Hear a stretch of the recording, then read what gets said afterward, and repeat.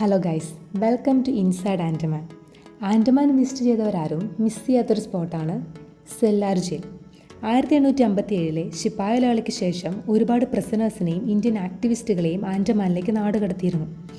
ഇതുപോലുള്ള remote ഐലൻഡുകളാണ് independent ആക്ടിവിസ്റ്റുകളെ punish ചെയ്യാൻ അവർ choose ചെയ്തിരുന്നത്. 1. മെയിൻ ലാൻഡിൽ നിന്നും ഇവരെ ഐസൊലേറ്റ് ചെയ്യാൻ സാധിക്കും. 2. ഇതുപോലുള്ള റിമോട്ട് ഐലൻഡുകളിലേക്ക് പോകുന്ന വഴി they lose their caste and that result in social exclusion. ഈ പ്രിസണേഴ്സിനെ യൂസ് ചെയ്ത് തന്നെയാണ് സെല്ലുലാർ ജയിൽ, ബിൽഡിംഗ്, ഹാർബേഴ്സ് ഒക്കെ നിർമ്മിക്കുന്നത്. അങ്ങനെ 1906 ബ്രിട്ടീഷ് പണി കഴിപ്പിച്ച ഒരു ബ്രിട്ടീഷ് കൊളോണിയൽ പ്രിസൺ ആണ് കാലാപാനി അഥവാ സെല്ലുലാർ ജയിൽ. ക്രിമിനൽസിനെയും പൊളിറ്റിക്കൽ പ്രിസണേഴ്സിനെയും ഇവിടെ പാർപ്പിച്ചിരുന്നു. തുടർന്നുണ്ടായ ഇന്ത്യൻ ഇൻഡിപെൻഡൻസ് സ്ട്രഗിളിൻ്റെ ഭാഗമായിട്ടുള്ള ഒരുപാട് ആക്ടിവിസ്റ്റുകളെയും ഇവിടെ ഇംപ്രിസൺ ചെയ്തിട്ടുണ്ട്. ഒറിജിനലി ഈ ബിൽഡിങ്ങിൽ ഒരു സെൻട്രൽ ടവറും അതിനു ചുറ്റും റേഡിയേറ്റ് ചെയ്യുന്ന ഒരു 7 വിങ്സുമാണുള്ളത്.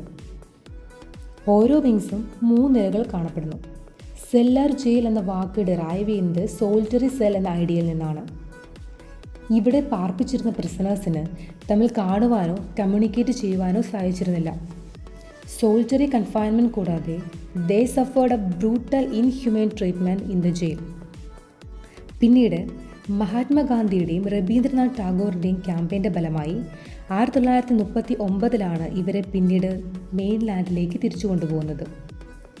1941 എർത്ത്ക്വേക്കിൽ സാരമായ ഡാമേജ് ഉണ്ടാവുകയും ശേഷം സെക്കൻഡ് വേൾഡ് വാറിൽ ജാപ്പനീസ് സെല്ലാർ ജയിൽ പിടിച്ചെടുക്കുകയും ചെയ്തു.